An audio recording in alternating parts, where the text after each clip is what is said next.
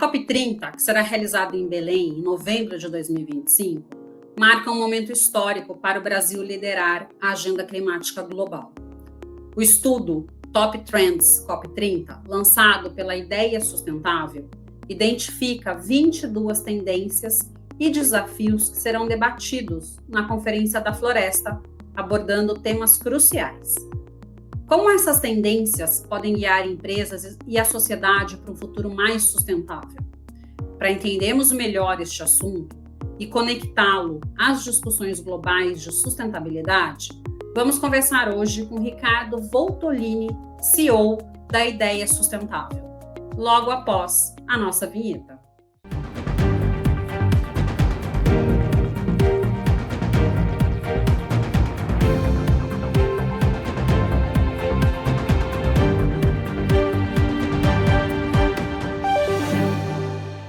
No programa de hoje, vamos conversar sobre as tendências da COP30 com Ricardo Voltolini, CEO da Ideia Sustentável. Olá, Ricardo, tudo bom com você? Olá, Renata, tudo ótimo. Tudo jóia. Ricardo, antes da gente começar esse bate-papo, eu queria que você falasse um pouquinho da sua formação e da sua experiência profissional. Tá bom.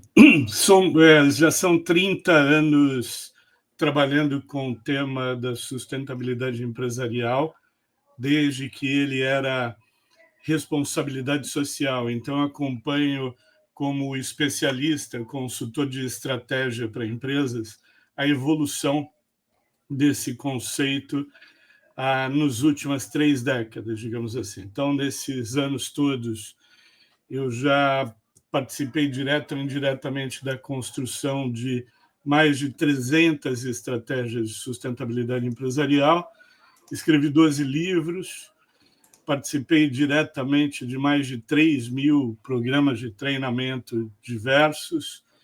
Então, é uma experiência de alguém que está acompanhando já essa conversa há muito tempo. Perfeito, maravilha. E começa me contando aí o que é o estudo Top Trends COP30. Esse estudo ele foi produzido por um dispositivo que nós temos dentro da Ideia Sustentável há bastante tempo, chamado Observatório de Tendências em Sustentabilidade. O que é o observatório? Regularmente analisamos os grandes temas que impactam a discussão da sustentabilidade no Brasil. Então, no ano em que realizaremos no Brasil a COP30, a primeira vez que a Conferência das Partes acontece no Brasil, é a primeira conferência na floresta, a gente entendeu que era importante, dada a magnitude do evento, fazer um estudo em torno dos 6 grandes temas que serão discutidos e entender quais são os desafios e as oportunidades que este tema traz. O estudo ele parte de uma primeira base de pesquisa com inteligência artificial e depois ele é ponderado e analisado por 18 especialistas, entre os melhores especialistas do Brasil. E, a partir disso, ele vira um estudo, eu diria, qualitativo, que apresenta cenários, desafios, oportunidades, possibilidades. Tá. E me parece que nesse estudo vocês chegaram aí a 22 tendências, né? A partir desses 6 grandes temas que você mencionou. Sim. Como se chegou a essas tendências, né? E como foi esse processo para defini-las? Foi um processo de 3 meses. Primeiro, olhamos para os 6 grandes temas da COP30 e, a partir desses 6 grandes temas, nós aplicamos um sequenciamento de inteligência artificial até depurar quais seriam os grandes subtemas dentro desses temas. Vamos aos temas, tá? Só para a gente ser mais didático. Redução de emissões de gás de efeito estufa, então este será um grande tema, mitigação. Adaptação às mudanças do clima, o segundo grande tema. O terceiro, financiamento climático. O quarto, floresta e biodiversidade. O quinto, energias renováveis e soluções de baixo carbono, e o sexto, justiça climática. Olhando para esses temas, a partir da sondagem feita com inteligência artificial, a gente chegou a 10 possíveis tendências por tema. Submetemos cada tema a 3 especialistas. Os 3 especialistas atribuíram notas de importância e chegamos às top trends, que a gente chama, as tendências que, na visão dos especialistas, seriam as mais importantes, as mais relevantes. Uhum. Tá. E me fala uma coisa, né? A redução das emissões de gases de efeito estufa, ela é um dos pilares ali da COP30. Quais foram as tendências destacadas neste estudo que apontam caminhos para as empresas e para os governos alcançarem essas metas, né? Porque a gente sabe que as metas estão aí, mas muitas vezes se tem dificuldades no atingimento delas. Quais foram essas soluções, aí, esses caminhos? Na verdade, aparecem 3 grandes tendências, digamos assim, quando a gente está falando de redução de emissões. Você tem razão, é verdade, desde o Acordo de Paris, então desde 2015, portanto há 10 anos, a gente tem metas estabelecidas para que os países cumpram. Coincidentemente, na COP30, que vai ser realizada em Belém, esta nossa COP, será um momento de anunciar as novas metas ou metas atualizadas. A cada 5 anos, os países precisam fazer isso.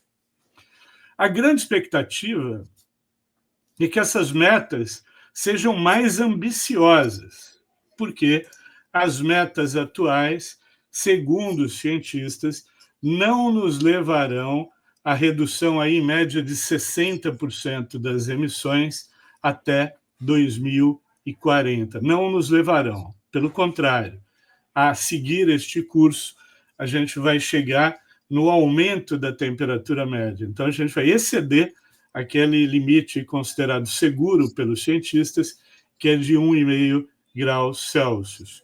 Então, o que se espera desta COP?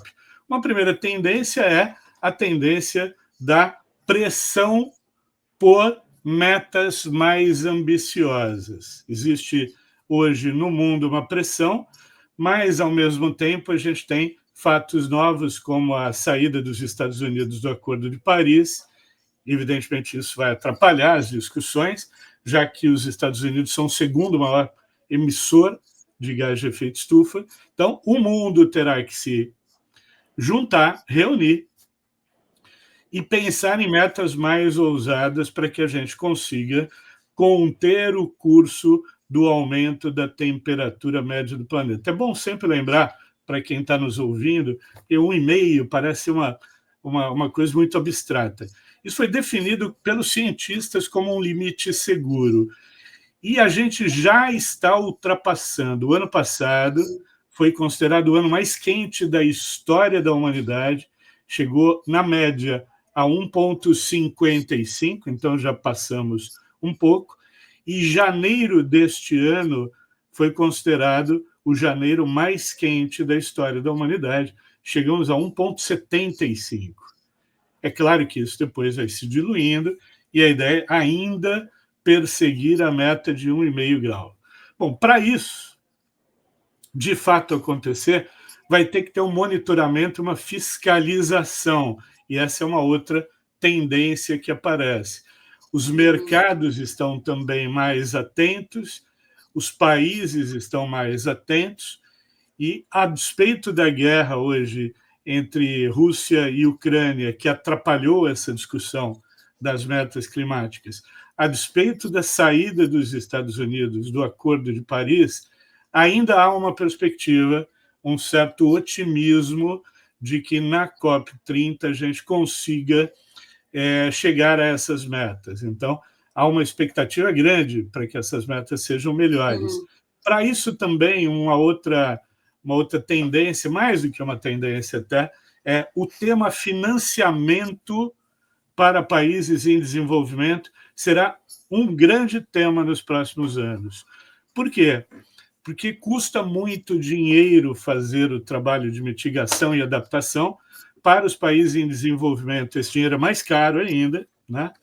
Então, fica complicado se não houver financiamento.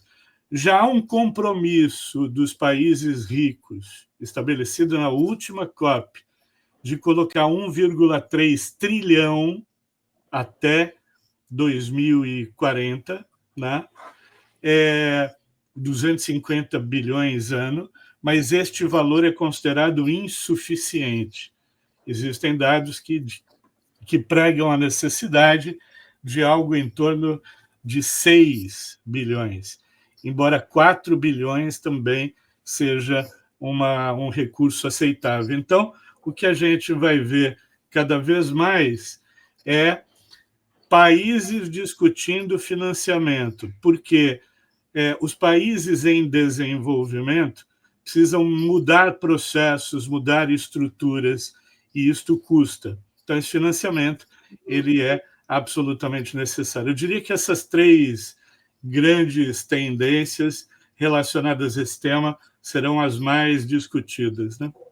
Uhum.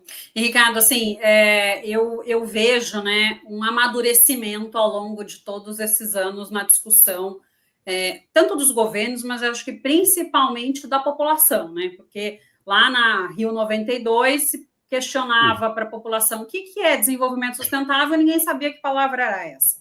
Então, a gente já tem a incorporação aí de inúmeros conceitos, né? Então, a gente vê esse amadurecimento, mas eu, particularmente, ainda vejo algo muito distante a execução de fato, porque uma coisa é você impor meta, ótimo, né? As metas estão ali, mas e aí, né? Entre a imposição de meta e de fato, a realização, a efetivação dessas metas, eu, particularmente, ainda vejo um delay, né? Uma distância grande. É verdade, claro, claríssimo. E a questão que você colocou da fiscalização, acho ótima a fiscalização, mas não basta só a fiscalização, você tem que colocar uma punição, mas daí como são acordos entre países, como que você pune país que não cumpriu? Como é que você pune?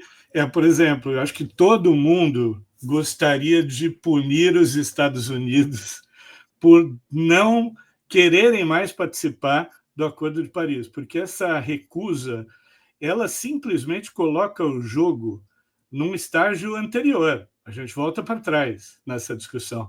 Mas todos nós talvez desejássemos punir os Estados Unidos, mas não tem mecanismo para isso. Os acordos da ONU são voluntários e ainda pelo mecanismo de consenso, que é mais complicado ainda você conciliar aí diferentes interesses, né? Porque vamos pegar um interesse importante aqui, que todo mundo vai entender esse exemplo. Se as emissões de gás de efeito estufa têm, na sua origem, a grande maioria provém da queima de combustível fóssil, né? Que é a liberação do carbono, aquele que é queimado nos carros, nas fábricas, substituir a fonte de combustível fóssil por renovável seria uma grande contribuição e aceleraria o processo. Mas aí entram os interesses econômicos dos países que produzem petróleo, dos países que querem produzir mais, dos países que estão habituados a comprar petróleo no jogo geopolítico global, né? Há guerras mundiais em torno da proteção de áreas de petróleo. Então, nós estamos no centro de uma discussão, e acho que isso é muito importante a gente pensar, porque é um desafio para a humanidade. Talvez o mais importante desafio, porque ele nos afeta a todos. Todos nós perdemos.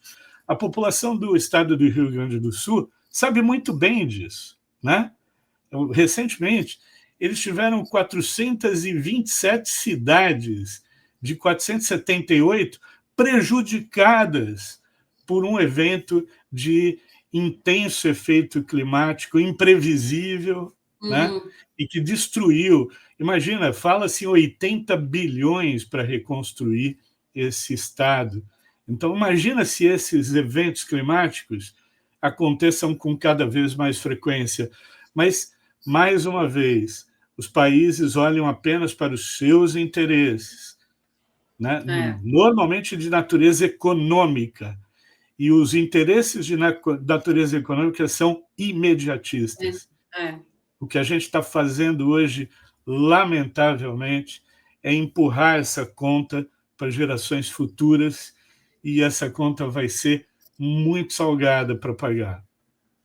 Assim, eu vou ser muito honesta para você, né? Eu acho até que se nada for feito de forma realmente substancial, eu não sei nem se vai ter conta para pagar, porque eu acho que, né, não tem nem mais ninguém para contar a história. Não sei se eu sou um pouco pessimista, mas eu ainda fico toda hora me questionando, será que a gente já atingiu esse ponto de não retorno, né? Ou esse ponto de não retorno, eu acho que está muito mais próximo do que a gente imagina. Assim, é algo que ninguém...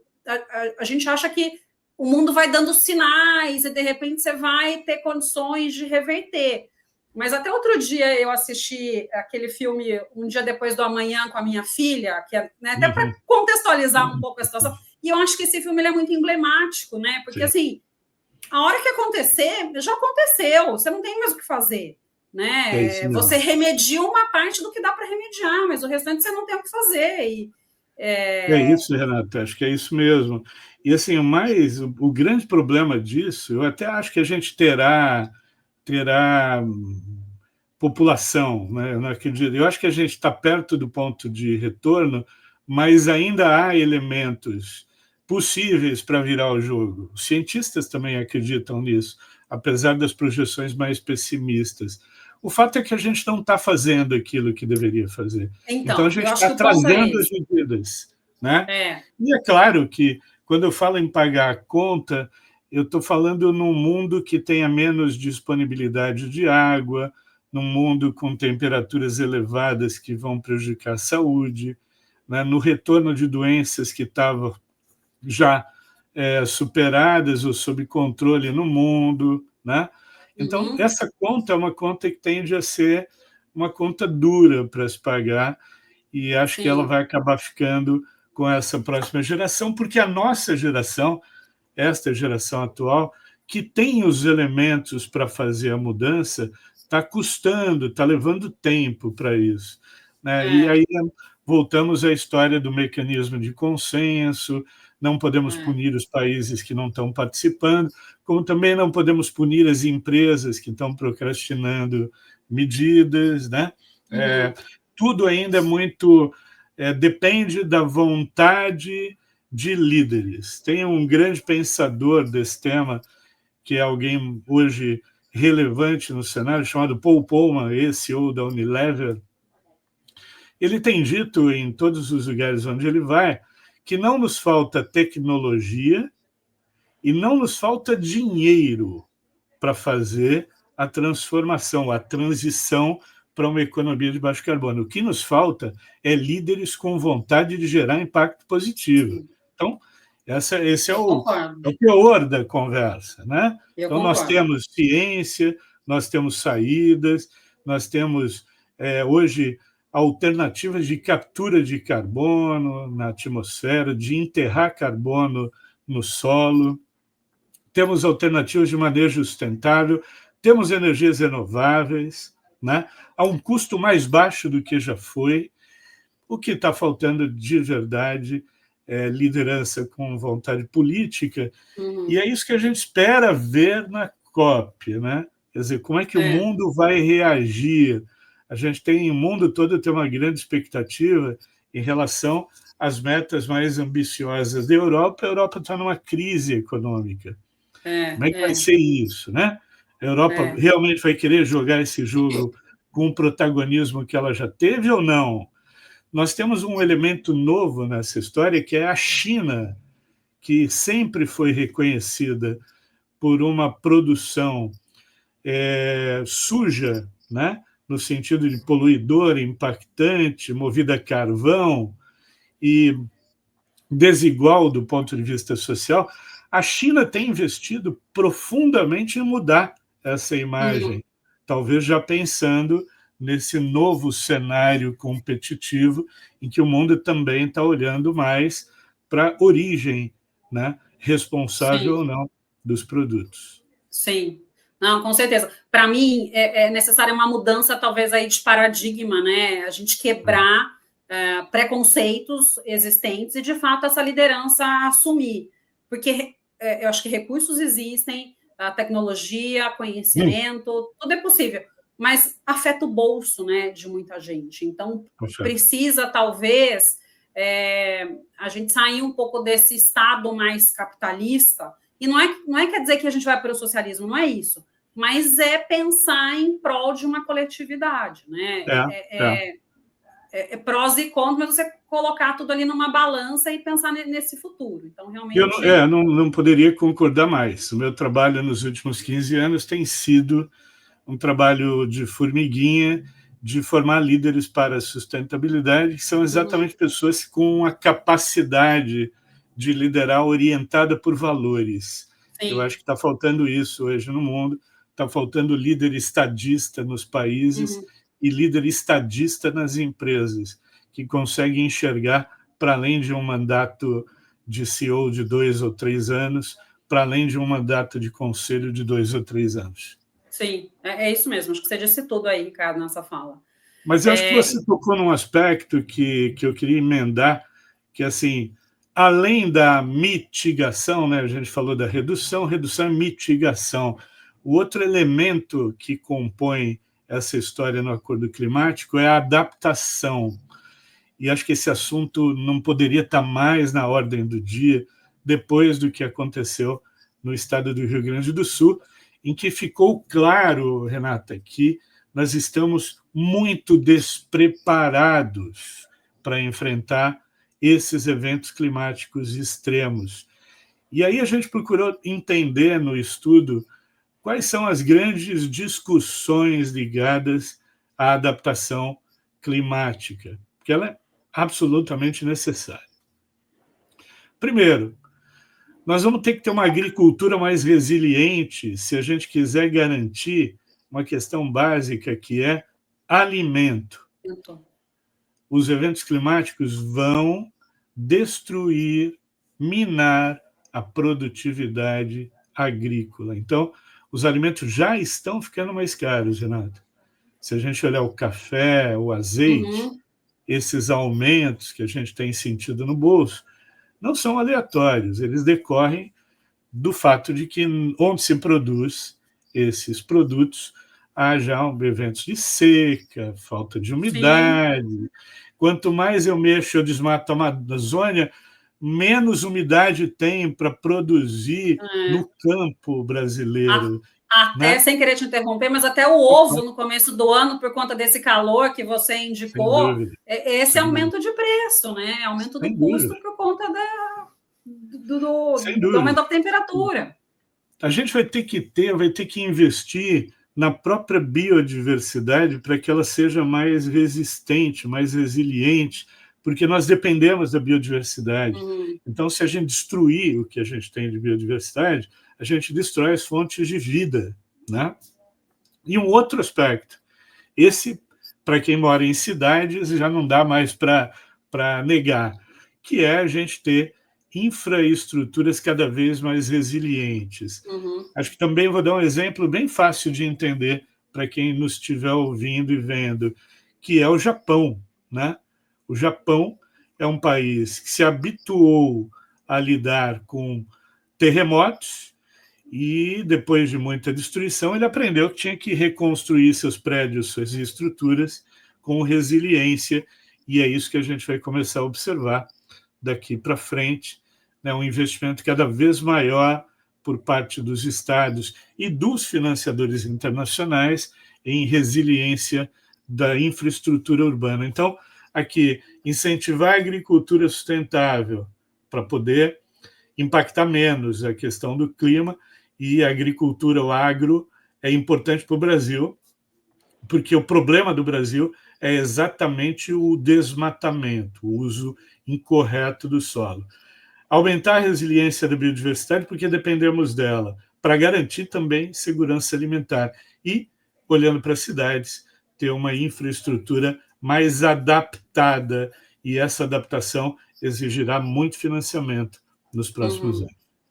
Não, com certeza.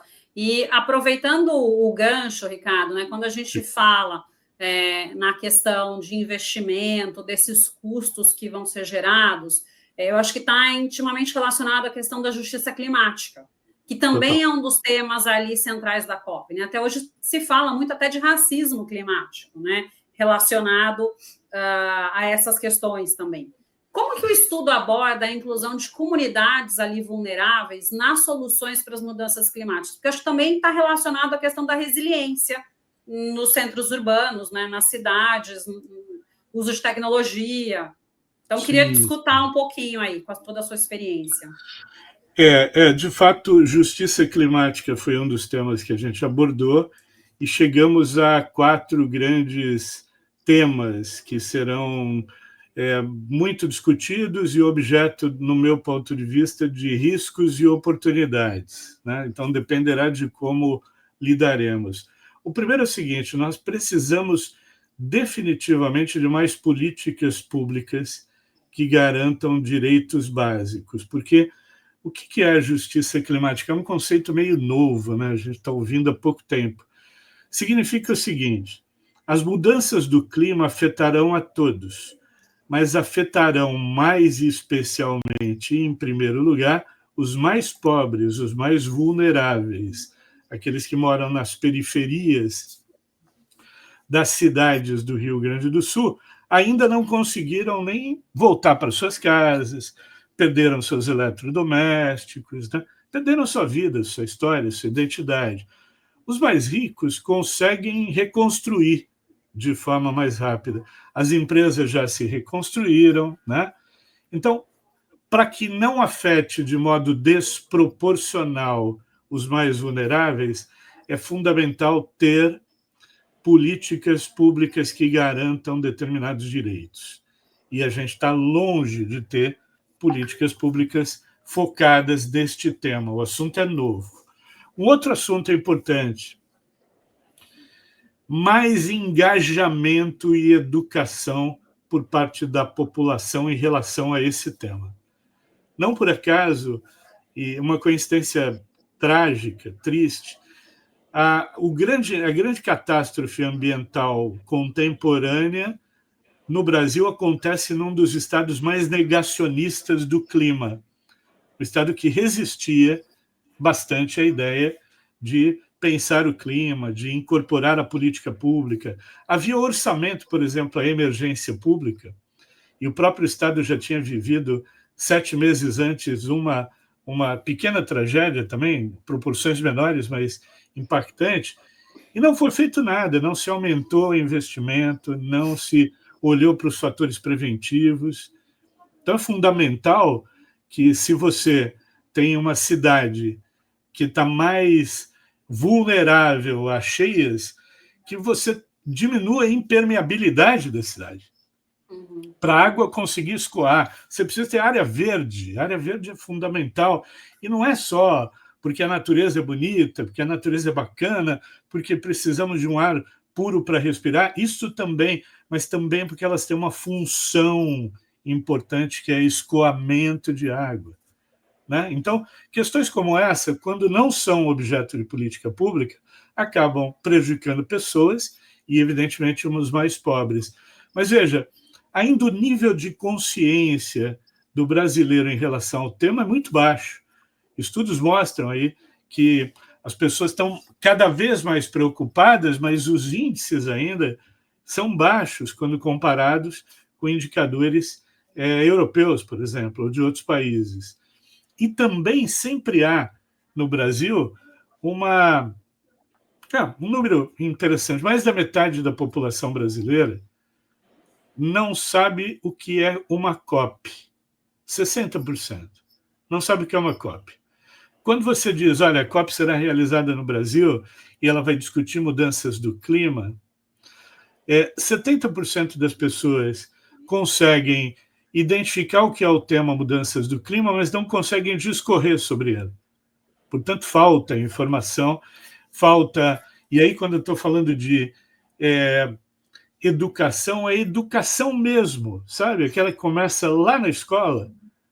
Por que não ter disciplinas voltadas para este tema, para orientar as crianças sobre o que são cidades mais sustentáveis, o que é mudança do clima? Acho que falta isso, sabe? Falta. Isso não existe ainda.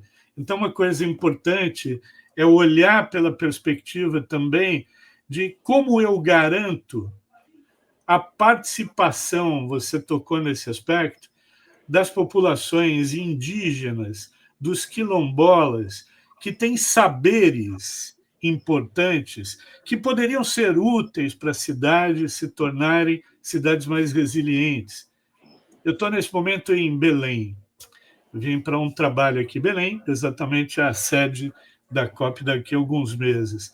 Estamos vivendo aqui na cidade uma controvérsia, uma polêmica em torno das árvores artificiais que o governador do estado e uma paisagista resolveram colocar ao longo dos passeios, novos passeios públicos estão sendo construídos, para gerar sombra.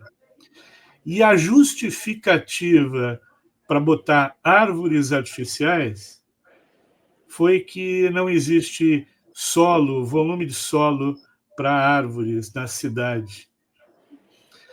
Se esta paisagista e o governo do estado tivessem recorrido ao conhecimento das tribos indígenas que estão aqui, aos ribeirinhos, ao conhecimento que eles têm, eles diriam como fazer.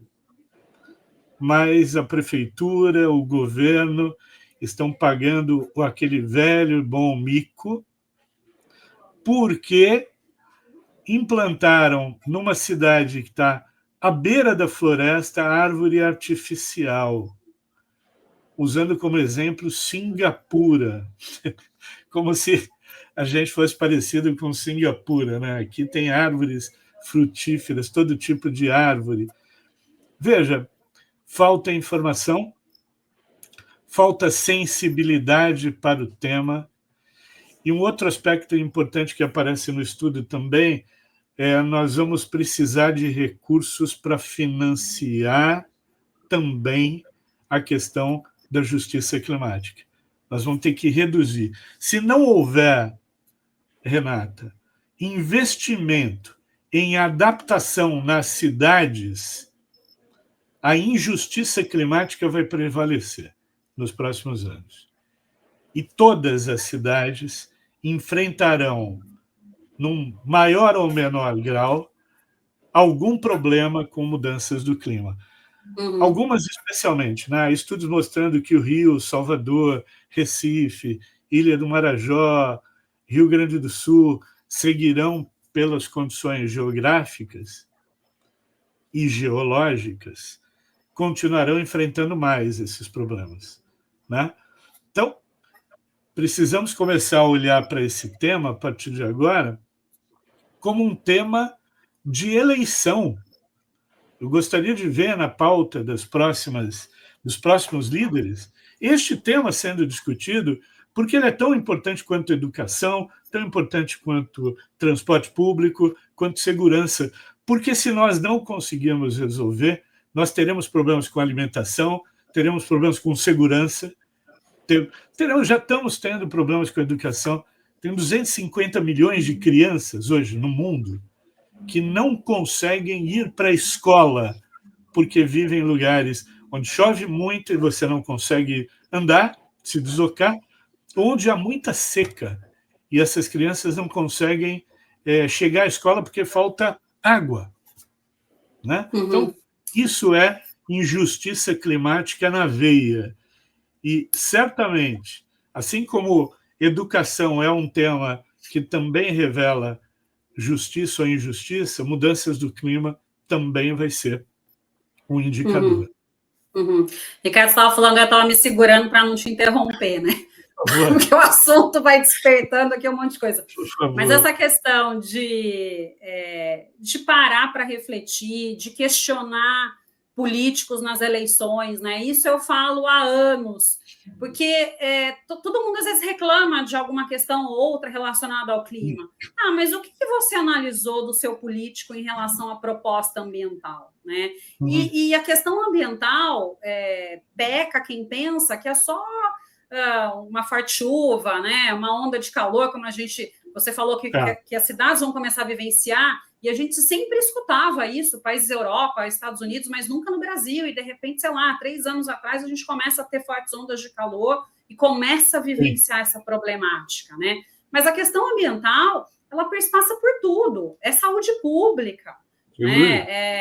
É questão da educação, então o governo, né, os governos de uma maneira geral, desde prefeitura, estado e união, eles precisam incorporar essas políticas de prevenção ambiental, mas tratando questão da educação ambiental, porque se você não educa a criança, né, você lá na ponta não chega de fato na preservação ambiental, e a criança leva isso para casa.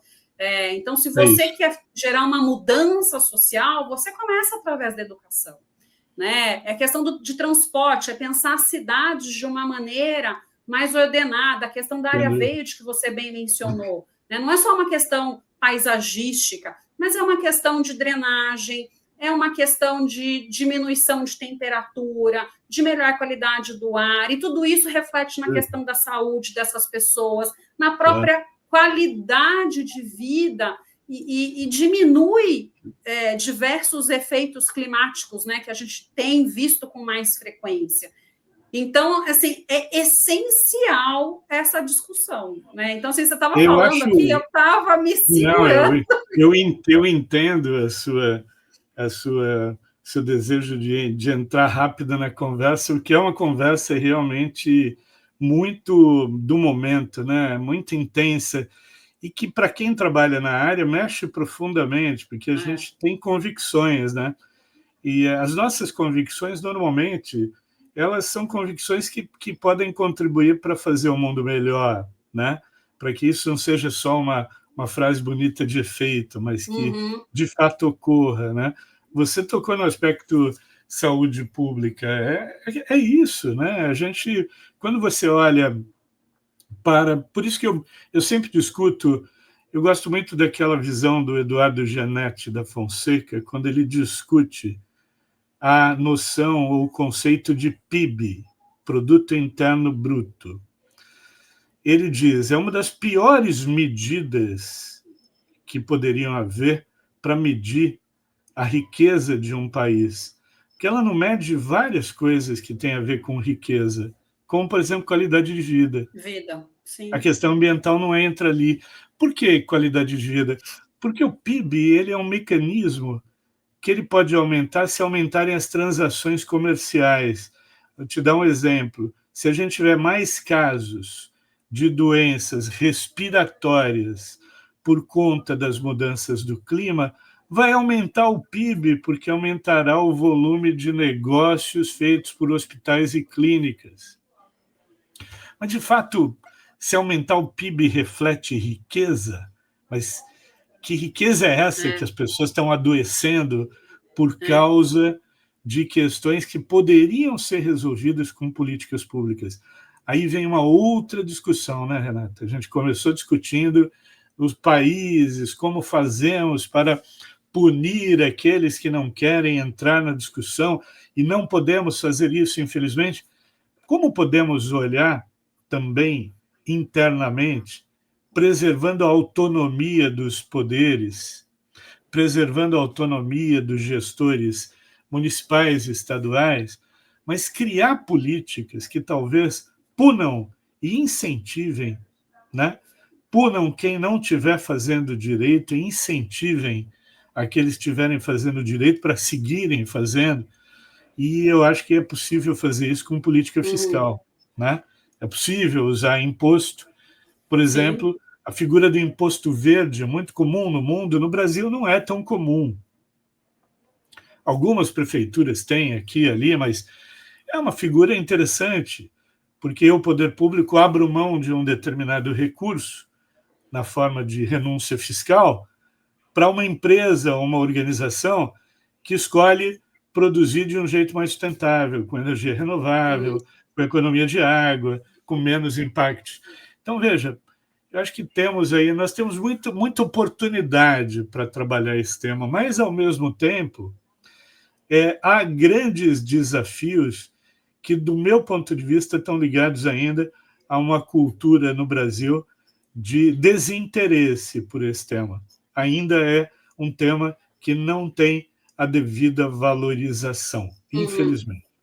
Sim, e eu vou mais, Ricardo, se você me permite, né?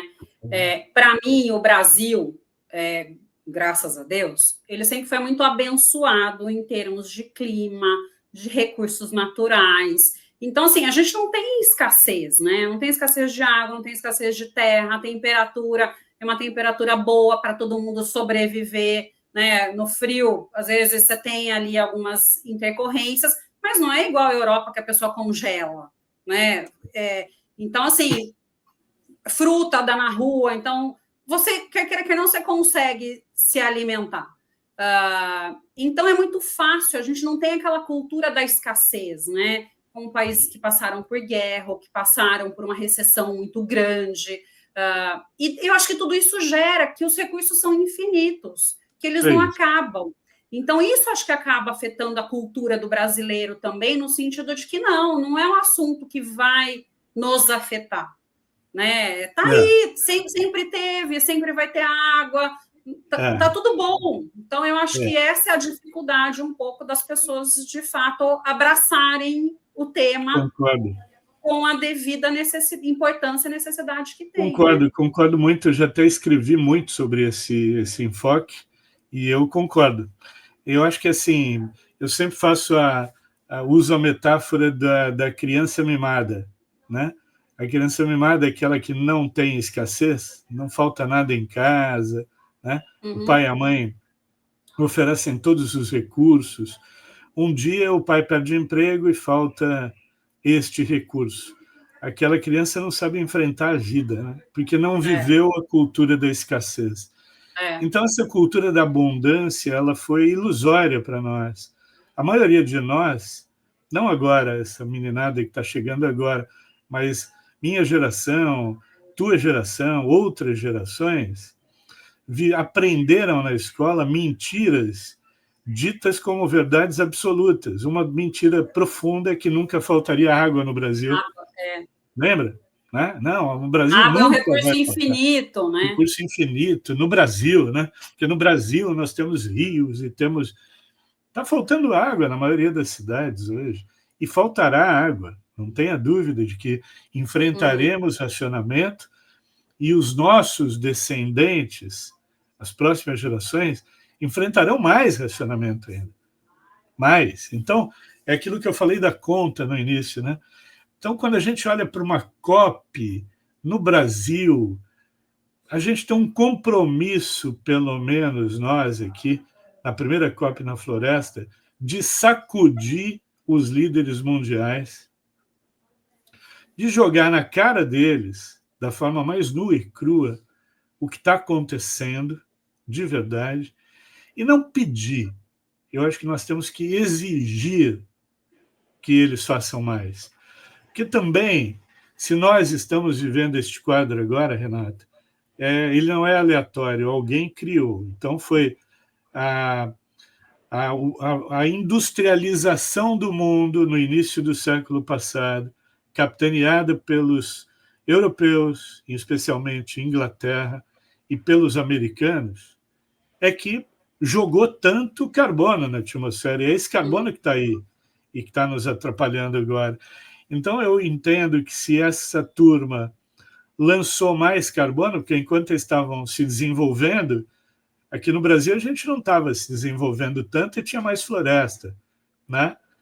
Então, eu acho que essa turma tem muito mais responsabilidade neste momento, né, por financiar países pequenos. E quando eu falo em financiar países, eu não estou falando só da ilha de Tuvalu, né? A ilha de Tuvalu é uma pequena ilha no Pacífico que toda COP, eu já fui a várias, e toda COP eles estão lá com as bandeirinhas, tal, fazendo barulho, batendo tambor e dizendo, por favor, ricos, países ricos, olhem para nós, seremos os primeiros a serem extintos, né?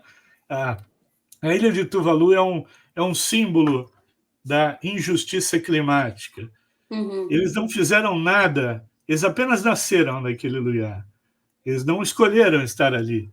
Eles nasceram porque seus avós, bisavós estavam ali. E eles também não escolheram um mundo cheio de carbono na atmosfera, né? Mas estão vivendo os efeitos trágicos disso e podem acabar extintos. Então, eu acho que a COP precisa simbolicamente trazer otimismo num quadro que, analisado do ponto de vista realista, é muito desafiador, para dizer o mínimo, né? Sim, com certeza. Ricardo, já que você tocou nesse ponto, né, a preservação da floresta e a biodiversidade é um dos focos da conferência, né, dessa COP, que vai ser realizada na floresta, a grande bandeira que está se levantando, né? E quais são as oportunidades que o estudo aí de vocês, eles identificam para o Brasil liderar esse debate globalmente? Porque o Brasil, ele sempre teve esse protagonismo, né, acho que ambiental, principalmente na questão do clima. Mas eu acho que, de um modo geral, como a Europa, todo mundo deu uma recuada. Mas como que a gente pode realmente voltar a liderar aí essa discussão? Legal. Esse é um tema importantíssimo, tá? E eu diria que, assim, compreendendo o valor do ativo que representa uma floresta em pé. Esse é o ponto central. Ao invés de ir atrás de ajuda, me dá uma ajudinha, pelo amor de Deus, para os países mais ricos, deixar claro para os países mais ricos que manter um ativo como a Amazônia custa, derrubá-lo significa colocar a espécie humana em risco. Então, todas as benesses e confortos que os europeus têm, né, podem, de um dia para o outro, se extinguirem se a gente mudar o sistema de regulação da temperatura e umidade do planeta. E é isso que representa mexer com a Amazônia. O grande desafio brasileiro é uso do solo e contenção de desmatamento. O Brasil só é o sexto, quinto, quarto, já foi terceiro, hoje eu diria que é sexto ou sétimo maior emissor do mundo, não porque ele emite, porque a nossa fonte de energia majoritariamente é limpa, não é como a dos europeus, mas é porque a gente desmata.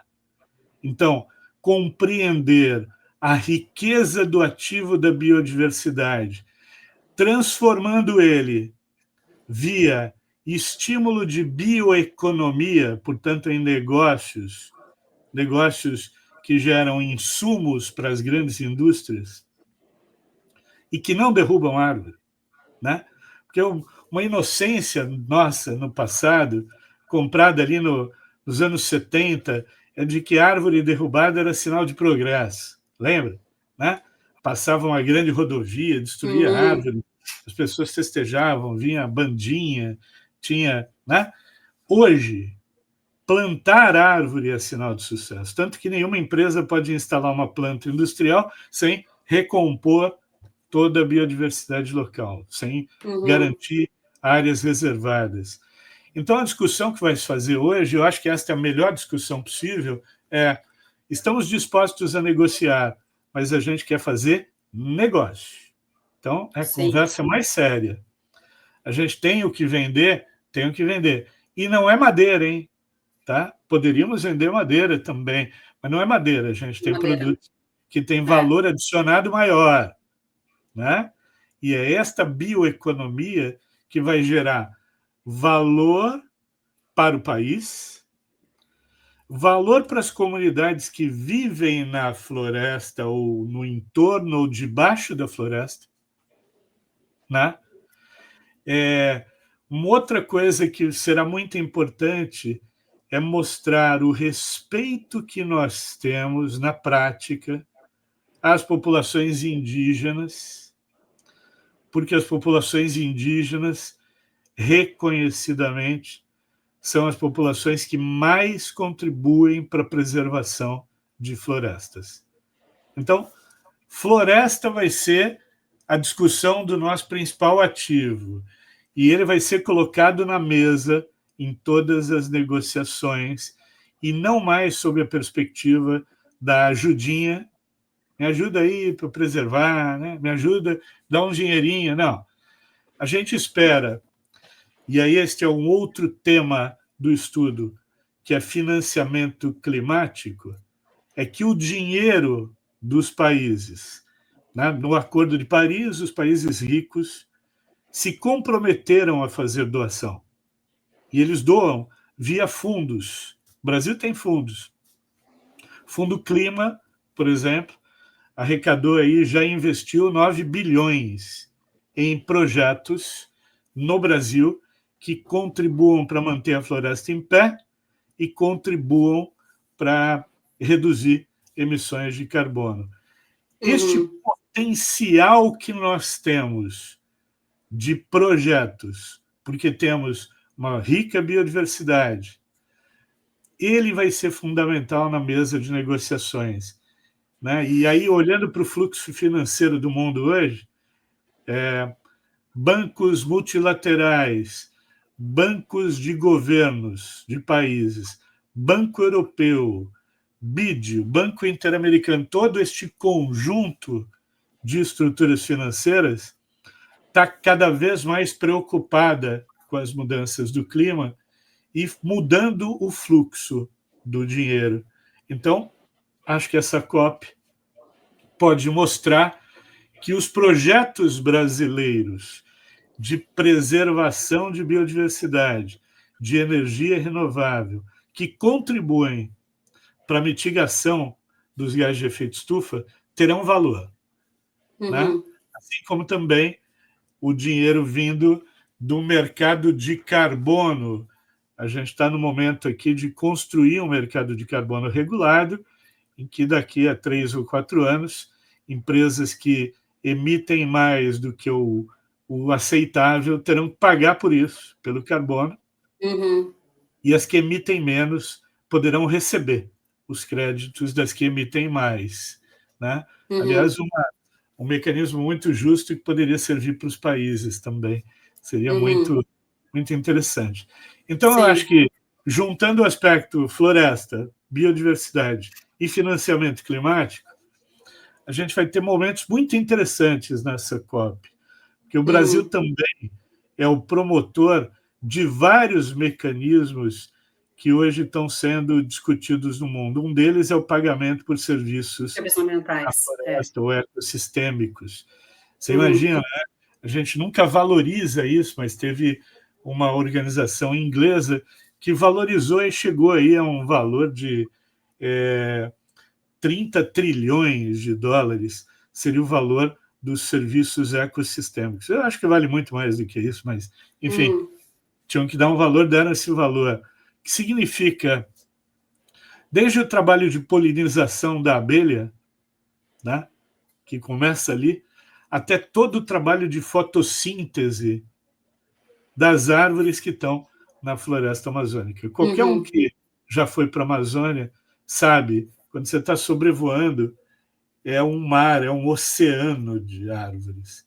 Não há outro lugar no mundo com essa disponibilidade de instrumentos de captura e retenção de carbono. Então, eu diria que a gente vai estar na moda nos próximos anos.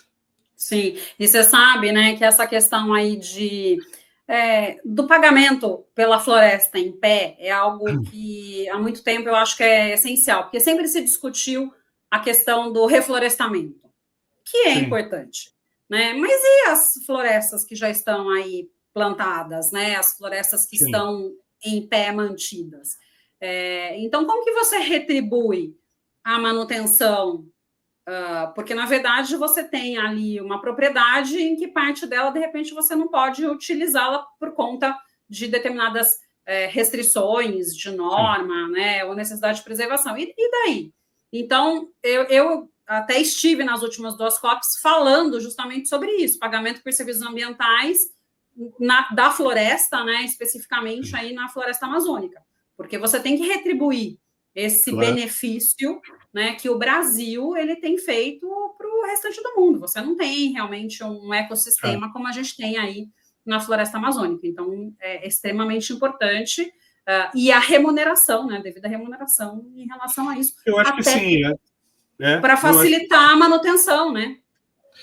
Eu acho que sim, eu acho que é importante e é um ativo, né? Eu acho que sim. Olhar como um ativo, porque no passado também a gente teve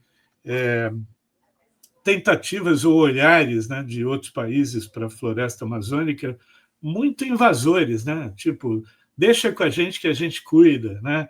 Feriam, de um certo modo, a nossa autonomia, mas também era um olhar interesseiro já, pensando num futuro em que a gente dependeria de uma grande massa verde para capturar carbono e reter carbono, né? Sim. Agora, entendendo que este ativo é nosso, ele está no nosso solo, então ele constitucionalmente é nosso, e neste cenário atual que o mundo está vivendo, mudanças climáticas em evolução, isto tem que ter um valor.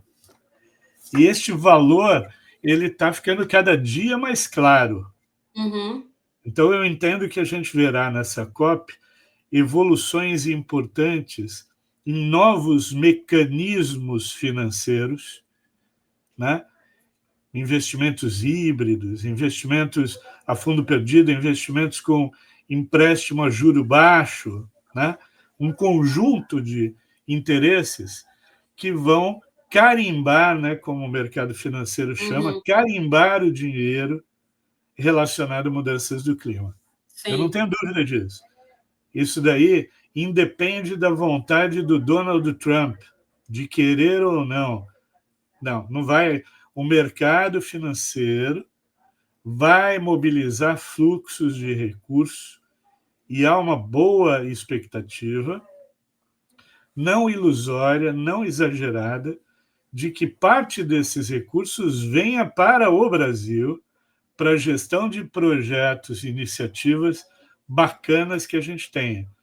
Para isso, Renata, e o estudo também identificou, quando fala de financiamento, a gente tem que ter ambiente regulatório melhor, respeito às regras, né? Projetos de qualidade. Fala-se muito em todo mundo que eu conheço aqui anda no Brasil, eu tenho um projeto de mudanças do clima. Não é bem assim. Os projetos são complexos, exigem avaliação, né? Então, business plan é uma coisa um pouquinho mais complexa. Sim. Mas quem puder usar essa engenharia de conhecimento com a quantidade de terras e de ativos de biodiversidade que a gente tem, não faltará recurso nos próximos anos. Sim. E, Ricardo, nesse sentido, né, quais as tendências, né, além, talvez, aí desses recursos financeiros, do PSA, quais as tendências que apontam para estratégias inovadoras de captação de recursos para o Brasil, pensando nessa proteção, né, nesse viés aí, né, ambiental? Eu acho que tem algumas. Eu acho que o mercado de carbono é uma boa novidade. Acho que a gente pode esperar. Ele está em curso, né? Então ele ainda não está ativo, mas na medida que a gente se torna ou tem um mercado ativo de carbono regulado, a gente se conecta também com o mercado regulado do mundo. Então aí a gente pode ser competitivo, porque, penso eu, teremos os melhores projetos e os melhores recursos para fazer isso. O mercado de carbono, eu acho que já foi discutido nas últimas 2 COPs e será nessa também. Ele não é suficiente, tá? Então, sempre me perguntam, mas ele vai resolver todos os problemas? Não vai. Mas, se a gente olhar, e essa é uma outra tendência, para o aumento dos investimentos do tipo blended finance, que conjuga, né, investimento público e privado em fundos, isso poderá, sim, fazer uma diferença. A gente tem 3 ou 4 fundos aqui no Brasil estabelecidos nos últimos anos com países, né? Poderia ter muito mais, eu acho, né? Eu acho que tem uma perspectiva disso acontecer. A gente notou também que, e há especialistas que dizem isso, que se o assunto está relativamente bem encaminhado entre os países, então estou falando de doações via bancos multilaterais, ele também está bem resolvido no BID e nos bancos de desenvolvimento social como o BNDES, está bem resolvido em bancos privados de ponta. O mercado financeiro, as financeiras, podem fazer mais, podem criar mais fundos, não estão fazendo isso, tá? Então há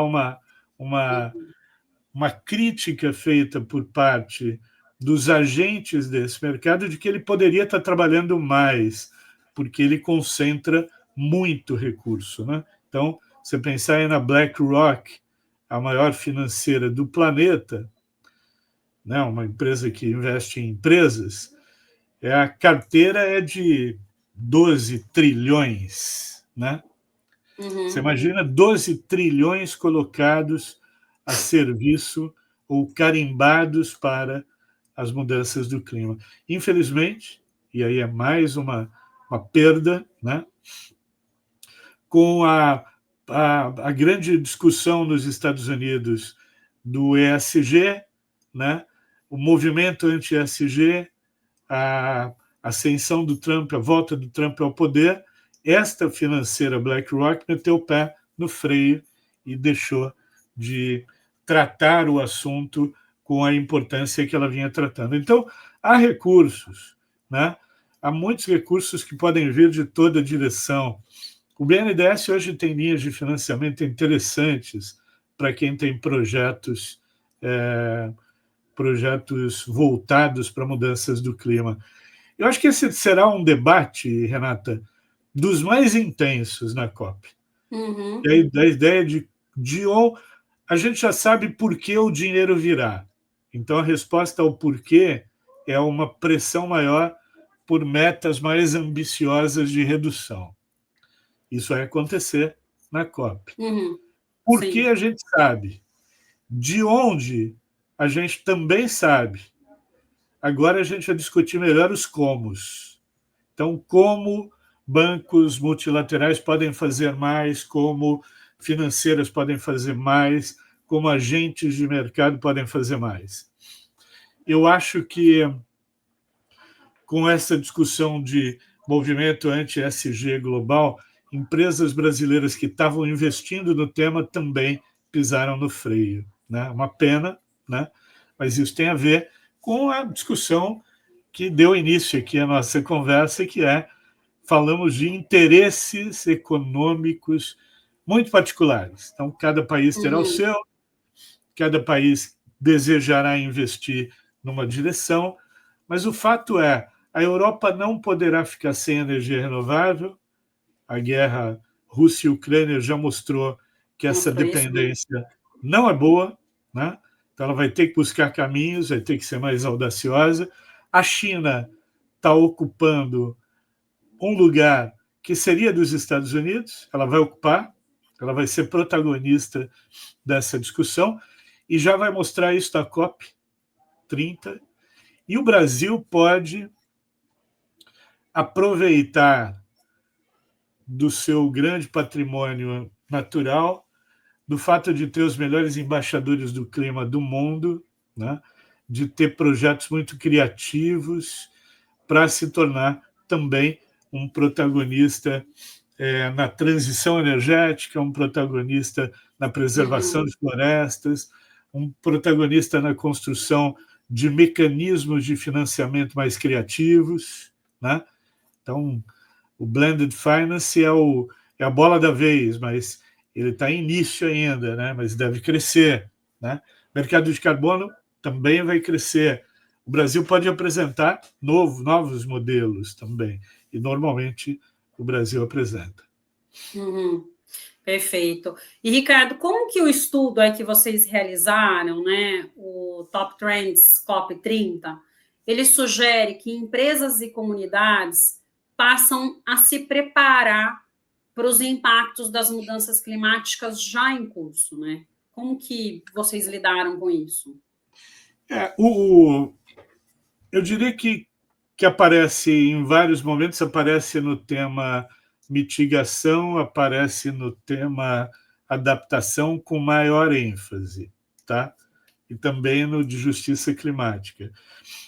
Eu acho que um estudo como esse, o objetivo dele é sempre alertar para determinadas discussões, é jogar uma luz em determinadas discussões para que elas não saiam do radar. Eu tenho observado, como consultor de empresas, uma desaceleração nesta conversa. E é um problema isso, né? Porque a gente não está na hora de desacelerar. Mas as empresas, assim como governos, também olham para os seus interesses imediatistas, de curto prazo, né? Eu acho que a gente vai ter, a julgar pelo que está acontecendo nas últimas 4 COPs, especialmente, a gente vai ter muita empresa, e neste caso, empresa brasileira, estaremos aqui, apresentando produtos ou serviços que sejam soluções para as questões das mudanças do clima. E eu vejo um outro protagonismo também que está crescendo. Que bom que ele está crescendo, porque é o que talvez minimize a situação do atual governo americano, que é uma aposta grande que a ONU faz nos chamados estados subnacionais, que são prefeituras de cidades e governos de estado. Nas últimas COPs, tinha lá prefeitura de Ribeirão Preto, de Salvador, falando como estão transformando suas cidades em cidades mais resilientes. Tinha lá o estado do Ceará falando de hidrogênio verde, uma fonte de energia extremamente limpa, e o Brasil pode ser grande protagonista, né? A gente tinha lá empresas falando sobre eletrificação de frota, a gente tinha empresas falando sobre economia circular, quer dizer, reciclagem de lixo complexo, de resíduo complexo. Eu acho que nós vamos ver muito isso na COP e veremos muito isso nos próximos anos. Por quê? Então, voltando à resposta do porquê, sempre que as mudanças do clima representarem, e elas representarão crescentemente, um desafio, haverá quem olhará para esse desafio, no caso das prefeituras, como eu soluciono para garantir a paz, a tranquilidade e o bem-estar do meu cidadão, e haverá um interesse comercial de transformar produtos e serviços em soluções para esses desafios. Acho que o estudo traz a todo momento isso, né? As empresas estão entendendo também, né? Por exemplo, empresa que depende de água de um determinado reservatório já está investindo em reuso de água, porque sabe que aquele reservatório não poderá ser disputado com a população da cidade daqui a 50 anos, né? Não haverá condição de licença social para operar numa cidade onde eu, empresário, tenho que brigar com o cidadão para usar a mesma água que ele, para produzir o meu produto. Eu acho que essa COP, acho que ela vai trazer uma multiplicidade de olhares muito interessante. E eu aposto muito nas soluções que vêm de empresas, e nas soluções que vêm desses estados subnacionais. Hoje, por exemplo, o estrago só não é maior nos Estados Unidos porque os estados democratas resolveram resistir e manter as suas políticas de sustentabilidade a elas. Então, a gente deverá ter aqui no Brasil o governador da Califórnia falando, por exemplo, sobre como a Califórnia se tornou um estado mais sustentável, explicando os investimentos foram feitos em construção, em infraestrutura. Eu acho que vai ser uma COP interessante.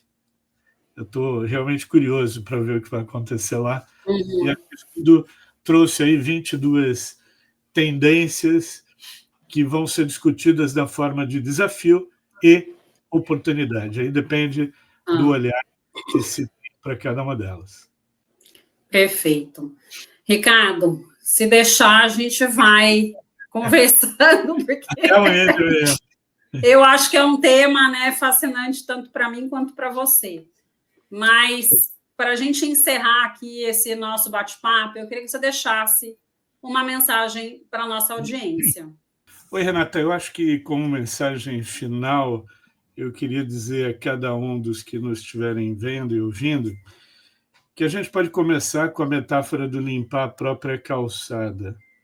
Se a gente limpar bem a nossa calçada, o mundo todo fica limpo. Então, cada um de nós pode fazer algo por este tema, a começar pela mudança em hábitos de consumo. A gente pode consumir menos recursos naturais, optando por estilos de vida mais orientados para o caminhar, o andar de bicicleta, substituir o carro pelo transporte coletivo, né? Sem dúvida, isso tudo pode contribuir. Assim como também podemos economizar recursos naturais, água, energia, evitar desperdícios, tudo isso ajuda.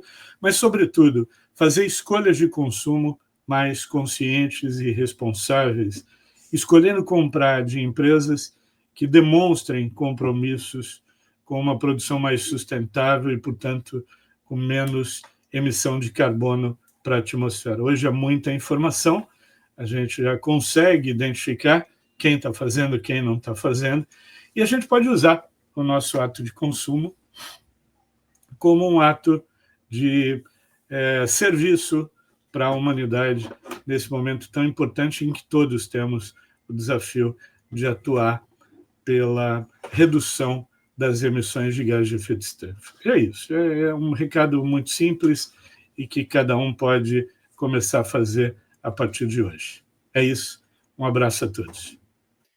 Bom, gente, no programa de hoje eu conversei com o Ricardo Voltolini, CEO da Ideia Sustentável, sobre as tendências da COP30. Muito obrigada a você que nos prestigiou até aqui. Deixe seu like, se inscreva em nosso canal e compartilhe. Nos vemos na próxima semana.